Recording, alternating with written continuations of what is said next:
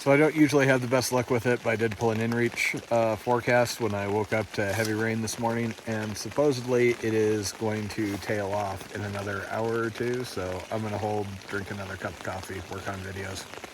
Okay, rain seems mostly done for the moment, so I'm just sneaking in one more cup of coffee, then time to pack up all the wet stuff and get moving. So in addition to being located right next to a game trail, I'm pretty sure those were deer hotels, you know, where deer or elk are hunkering down.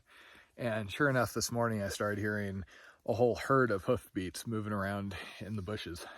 Unfortunately, they weren't close enough for me to see.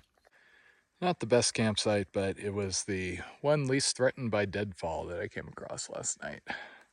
Considering it was getting dark, and it had been raining on me for hours, I was kind of in a hurry to get in the tent.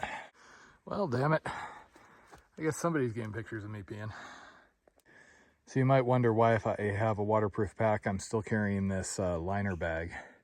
And it's not just because I don't fully trust material unless I've really beat it up for a good long while. The fly of my tent is going to be wet for a good while. I can't keep it on the outside of the tent currently just because I'm hitting too many branches and things that it'll get ripped up. So I put everything I want to keep dry in there, roll that up, seal it, and then I put that on the inside also. Basically, last year made me very, very good at wet, dry storage. Hey, hey, sunshine. There are a few things cozier than being tucked away in a tent while it's raining and wind's howling outside. And there's a few things worse than having to pack up a wet tent. And all the wet vegetation out here is going to get me wetter than the drizzle did last night. Hey guys, you look about as soggy as I do at the moment. Looks like I got one set of footprints in the mud, so somebody passed me. Don't know if they stayed at Roaring Fork or could have been camped, 100 feet away from me, and I wouldn't have noticed them last night. And that is one thing the rain's good for. Crystal clear. And here I thought I was out in the middle of nowhere. And we got cabins and a road and what looks like a parking lot by that lake. Well, I'm glad I camped where I did. That is not too bad of a view back there, though. There's been some hellacious mud on here. I slipped and damn near sent myself down the slope back there. Here I am all ready to just buckle down and make the best of the time, and then I run into a couple of cool northbounders. Most of the northbounders I've run into the last couple of days, it's all asking about grizzlies, worried about grizzlies. Cool thing is those two were telling me all the animals they saw up ahead. Like they were seeing moose and otters, and said they saw a porcupine. And they also confirmed that bubble of 15 some southbounders who have maybe not been the most considerate to a couple of people are fairly far ahead, so I shouldn't have to worry about tripping over them anytime soon. So apparently there is a campground over here to the right, which is why I started seeing people all of a sudden. But I go to the left.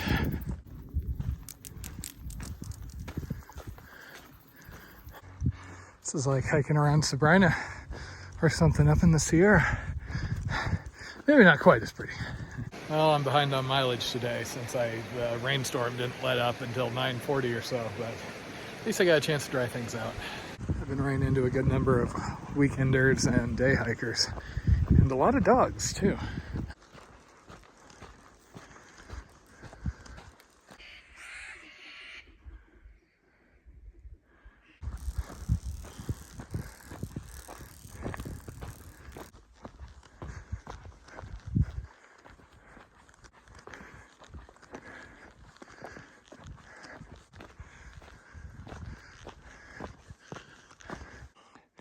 This is known as the Green River for obvious reasons. There's a glacial flour in the water, which is basically ground up stone, and that's what gives it the color. It's okay to drink, though. You can kind of taste the mealiness and it'll clog up filters. There's all sorts of pretty stuff back here.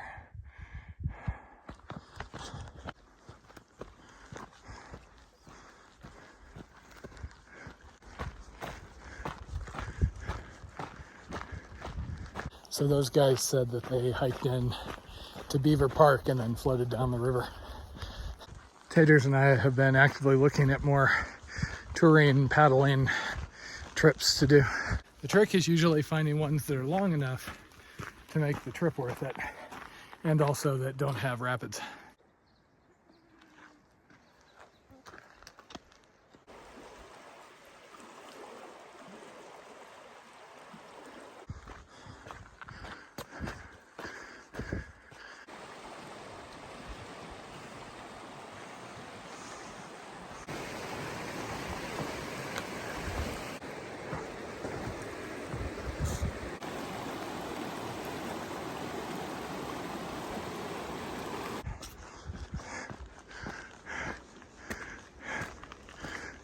So it is a little after 5. I've gone about 16 miles due to my late start. And I'm dragging up this hill here, but still hopefully going to make it to at least 20 miles today. Would prefer 22, but got to be realistic. It's going to get dark. I have been climbing for a couple of hours. I'm about to get to the junction to Knapsack Call, which is an alternate I'm not going to take. Looks like it's pretty that way, pretty on the red line. And when in doubt, I want a red line. Okay, Knapsack alt left, red line straight. Oh, hey.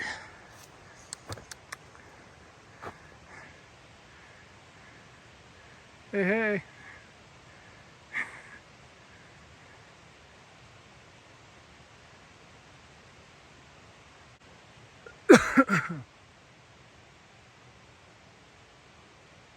I think I probably should go around. Oh, this would be like the high point of the day for taters. It's a really slow guy, though. Yeah. And that would be Green River Pass up there. Hey there.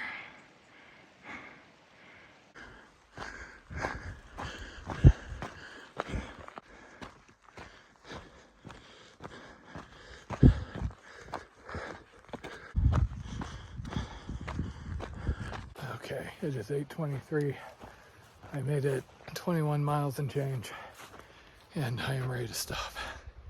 It is chilly up here. I'm starting to be glad I have my heavier sleeping bag. And home sweet home for the night. Time to get warm and deal with the fact that the tent's still a little damp after last night.